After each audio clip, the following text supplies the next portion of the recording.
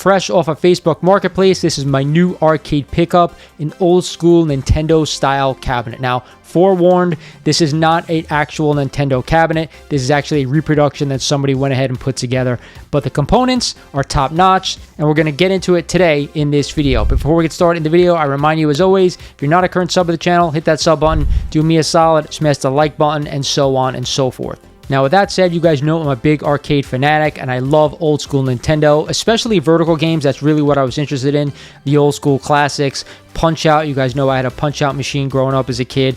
Also, of course, Mario Brothers, Popeye, all the great Nintendo classics you guys remember. So this thing was a throwback to that. When I saw it for the price that they were listed at, I made the guy an offer, and he accepted. The one thing to note is this is a Raspberry Pi run machine. For those of you who don't know what that is, who don't watch my channel when I do arcade stuff, it's basically running emulation of all these games. Now, the interesting thing to note is that this cabinet only comes with player 1, player 2, and an A and B button and a Sanwa joystick. Let's go ahead and take a little bit of a closer look. As you guys can see, the artwork on this cabinet is really reminiscent of an old school Nintendo style cabinet, straight out of the Player's Choice cabinet, which I would have preferred if I could find one working, but they're really super hard to come by. So this was the NESPEX option in my opinion. As you can see, player 1 and player 2 with an A and B button, like I said before. The other really cool thing about this cabinet is that the person who set this thing up actually has coin ops, so this cabinet actually takes quarters, 1 or 2 depending on the game you're playing.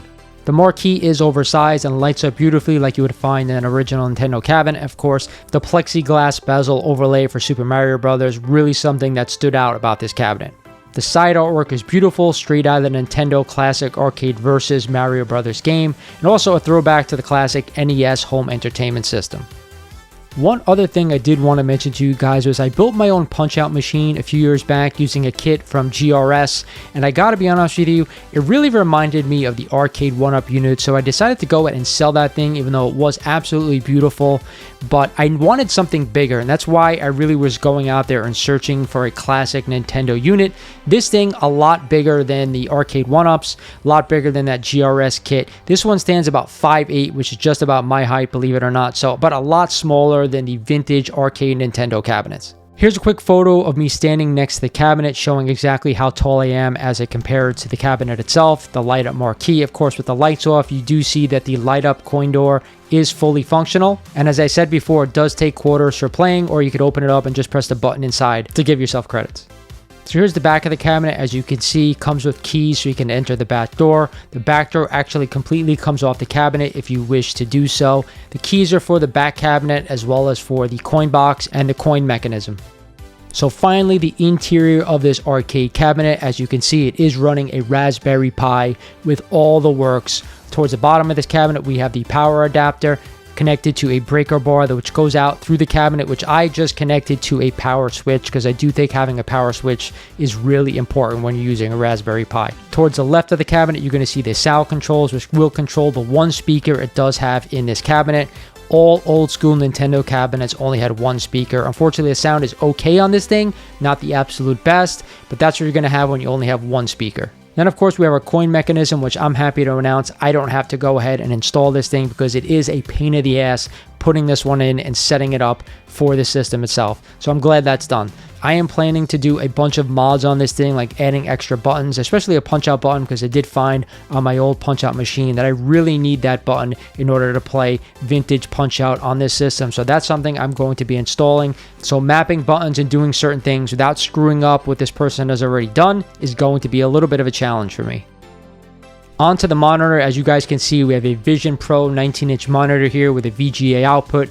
You guys could see the power source. The one thing I'm happy also they did was actually have the controller board already wired into the monitor itself, taking a lot of work out of my hands as well. The big issue that I find with this arcade cabinet is not the monitor itself, but the tilt angle that this thing has been installed at. For me, I'd like it a little bit higher, maybe 2 inches or so rotated towards the screen. This way it gives me a little bit better line of sight into playing some of these arcade games, which you're going to see in a minute when I fire up this thing.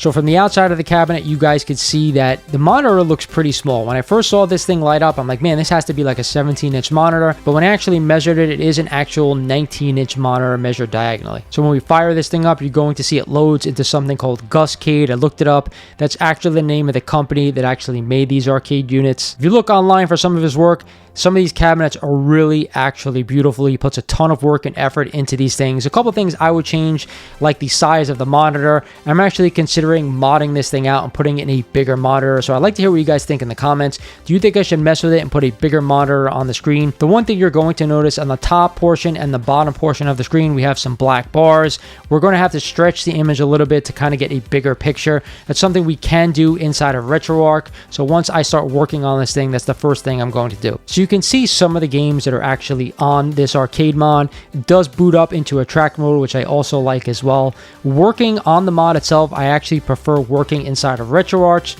but we'll get it out of there eventually when I hook up a keyboard, so on and so forth. But let's load into my favorite game, Punch-Out, and let's run it. The sad thing is, as of right now, I can't play this game because I only have an A and B button. I have to install a third Punch-Out button in order to play Punch-Out on this arcade unit. So yes, another sad fact is you're going to see on these vertical games that it doesn't stretch across the entire screen. Now, if we stretch it all the way horizontally, it's not going to look right. But vertically, we have to take up more room on the monitor, in my opinion. That's something I'm going to go into each game and fix manually.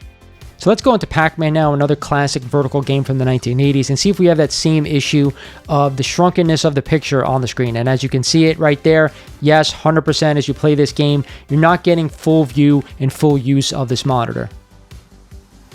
So let's go ahead and check out a horizontal game now. And one of my favorites from back in the day was Teenage Mutant Ninja Turtles, the arcade game. Not the NES game, which was nowhere near like the original arcade game from back in the day. But again, another sad note is that when you're going to play on this game, obviously there were 4 players back in the day with only 2 players to play. On this system, you're going to be limited in playing this game. But the gameplay itself is pretty good, very smooth. Again, great emulation on this Raspberry Pi system. Looks great, plays great.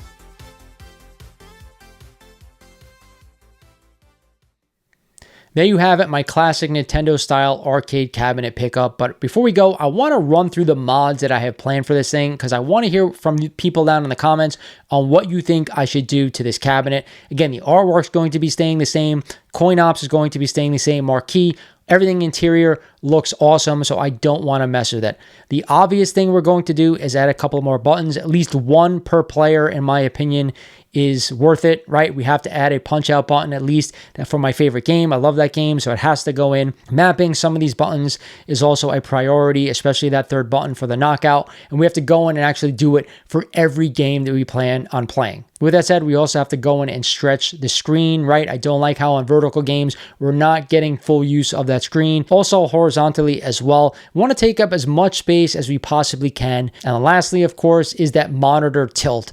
Do we want to mess with this thing and tilt it up a couple more inches for a better line of sight when we're playing games? That's the big boy here. I'll probably do a couple other mods later on down the line if I come up with them, but I'd love to hear your comments down below on what you would do to this cabinet.